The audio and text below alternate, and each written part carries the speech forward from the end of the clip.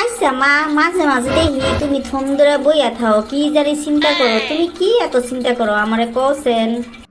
কি আর চিন্তা করবো রে মা, সবার ছোট বোন অসুস্থ হইয়া পড়ে থাকলেও বোনটা একটাবার খবর লয় না, বড় বোনটা আছি না মরে গেছি। মানুষেরও বোন, আমারও বোন। আচ্ছা মা, আমি মাঝে মধ্যে ভাবি মানুষ ছোটবেলায় ভাই বোন কত মিল থাকে, আর বড় হইলে এগুলি এত শয়তান হয় কে? আর তোমার এই একমাত্র দেখলাম ভাই বোনের লাগে শোক দিবস পালন করো, আর তোমার ভাই বোনের হয়েছে হিঙ্গেল্লা একজন আরেকজনের পাশার ভিতরে লাগিয়ে থাকে। থাক, এমন কথা কইস না। যতই হোক আমার তো মার ফেরের ভাই বোন, আমি তো ওগো মার মতন বড় বোন।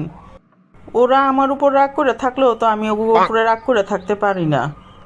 তোমার বোনের লাগে তুমি কান্দা কান্দা মরো, তোমার বোনটার বিচ্ছে দুনিয়ার কিনার কিনা মাগ গো মা, এত কিনা লইয়া মানুষ কেমনে থাকে? আল্লাহ কইছে মুসলমান গো 3 দিনের উপরে কথা বন্ধ করা উচিত না। আর তোমার বোনে 5 ওয়াক্ত নামাজ রোজা পড়ে ঠিকই, রোজা কালাম রাখে ঠিকই, কিন্তু তোমার লগে 2-3 বছর হয়ে গেছে কোনো যোগাযোগ রাখে না, কথাও কয় না।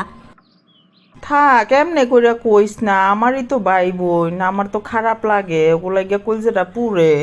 আমি ওগুলো সবসময় মাফ করে দেই। এ তোমার ডং দেখলে মা বাসি না, তোমার এই হিঙ্গেলে বইনে গলা গিয়ে তোমার কলজা পুরে। যে বোন কিনা 2-3 বছর হয়ে গেছে মানলাহীন, বড় বোনের লগে কথা কয় না, বড় বোন 2টা চর থাপ্পড় দিল, সে বড় বোন মার সমান। মা যদি চর থাপ্পড় দেয় সন্তান কি রাখ বেশিক্ষণ পয়সা রাখতে পারে? এই কিনাখর বোনগুলোকে যদি তুমি আর কানছো, তাহলে মা কালকার থেকে আমি তোমার সাথে কথা কওয়া বন্ধ করে দিব, দেখো না তখন বই না আপন না মাইয়া আপন বোঝা যাইব।